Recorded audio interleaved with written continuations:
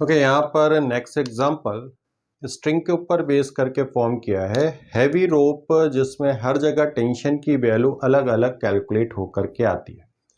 Inertia होता है अगर बीच में, तो एक एंड से दूसरे एंड तक अगर टेंशन ट्रांसफर होता है तो टेंशन की वैल्यू चेंज होती जाती है। लाइट स्ट्रिंग होती है तो हर जगह टेंशन की वैल्यू क्या होती है, सेम होती है। तो अभी इस क्वेश्चन के पार्ट में ये एक वर्टिकल वॉल सिचुएटेड है और इस साइड की ओर हॉरिजॉन्टल सरफेस एक रखा हुआ है।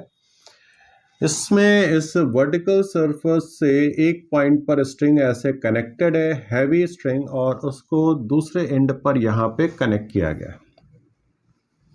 इस साइड एंगल की वैल्यू मैंने लिखा बीटा के इक्वल, इस साइड एंगल की वैल्यू यहाँ पर लिख लिया अल्फा के इक्वल। अल्फा और बीटा के बीच में हमें रिलेशन कैलकुलेट करके निकालना है, ठीक है।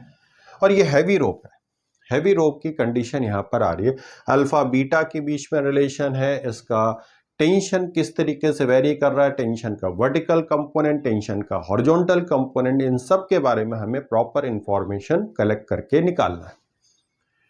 तो अभी जैसे इस पोजीशन पे यहां पर हम आए तो इस पर्टिकुलर पॉइंट पर एक हिस्सा मैंने यहां पे काटा, ठीक ना। इस हिस्से का मास मैंने डीएम के इक्वल लिख लिया, तो इसका वेट नीचे क्यों लगेगा, डीएम इंटू जी,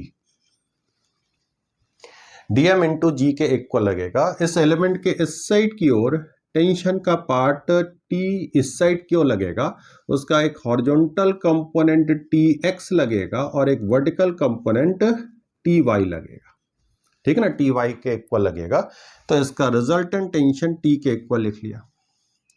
दूसरा, इस एंड पे जो टेंशन की वैल्यू एलिमेंट के इधर की ओर जो टेंशन की वैल्यू डेवलप होकर के आएगा वो इस साइड की ओर यहां पर आएगा, उसे मैंने टी डैश लिख लिया। उसका वर्टिकल कंपोनेंट ऊपर की ओर टी वाई डैश और हॉरिजॉन्टल कंपोनेंट इस साइड की ओर टी एक्स डैश के इक्वल लिख लिया। अब ये एलिमेंट इक्विलिब्रियम में है तो वर्टिकल और हॉरिजॉन्टल कंपोनेंट बराबर हो जाने चाहिए। तो वर्टिकल कंपोनेंट इसमें अगर हम रखें तो टी वाई डैश ऊपर की ओर that is equal to T Y plus DM into G के इक्वल आएगा। ये इक्वेशन नंबर 1 बना। और हॉरिजॉन्टल डायरेक्शन में फोर्स की वैल्यू बैलेंस करेंगे तो T X is equal to T X dash के इक्वल आएगा। तो ये इक्वेशन नंबर 2 का पार्ट है। तो यहां से ये डिसाइडेड हो गया कि इसके हॉरिजॉन्टल डायरेक्शन में जो टेंशन का कंपोनेंट आएगा वो थ्रू आउट पूरे स्ट्रिंग में सेम रहेगा। लेकिन वर्टिकल कंपोनेंट की बात करें तो वर्टिकल कंपोनेंट पे जैसे जैसे हम एलिमेंट के ऊपर की ओर जाएंगे, एक एलिमेंट के ऊपर जाएंगे, टेंशन की वैल्यू बढ़ेगा क्योंकि उसमें एलिमेंट का वेट भी नीचे की ओर आता जाएगा। तो एक इंफॉर्मेशन ये निकल कर क्या रही है कि horizontal component of tension through out the string क्या रहेगा, कांस्टेंट रहेगा। और वर्टिकल कंपोनेंट जैसे जैसे हम ऊपर की ओर जाएंगे वैल्यू क्या करेगी, इंक्रीज करेगी, ठीक है।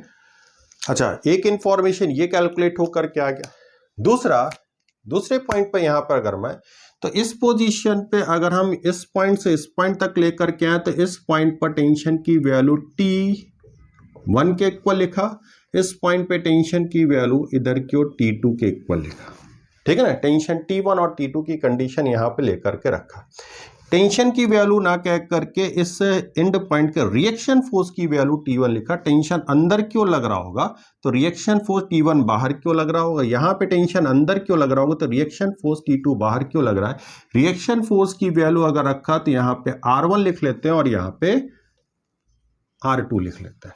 Reaction force R1 and R2 की वैल्यू को लिखा, जो यहां के टेंशन के अगेंस्ट में लग रहा होगा। T1 एंड T2 टेंशन के अगेंस्ट में लग रहा होगा। R1 का इस साइड की ओर कंपोनेंट निकाला, इस इधर की ओर कंपोनेंट निकाला तो ये बीटा एंगल, तो इधर की ओर यहां पर आ जाएगा R1 साइन बीटा और इधर की ओर आ जाएगा R1 कॉस बीटा, ठीक है ना, R1 cos beta.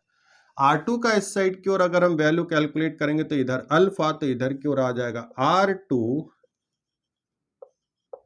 Sine alpha, इधर की ओर आ जाएगा R2 कॉस अल्फा, ठीक है। तो वर्टिकल डायरेक्शन में अगर हम बैलेंस लगाएं तो R2 cos अल्फा ऊपर क्यों लगेगा और इस पूरे रोप का वेट नीचे क्यों लगेगा, तो mg plus R1 cos beta की वैल्यू यहां पर आएगी।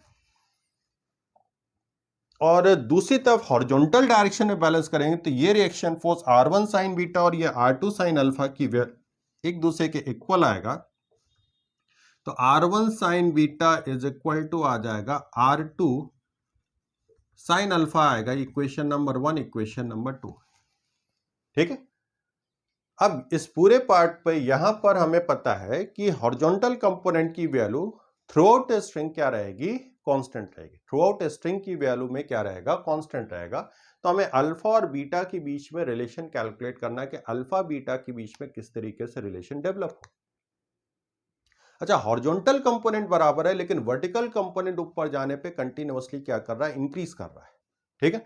तो ओवरऑल टोटल रिएक्शन फोर्स की वैल्यू को देखेंगे तो R2 की वैल्यू जो आएगी वो R1 से ज्यादा आएगी।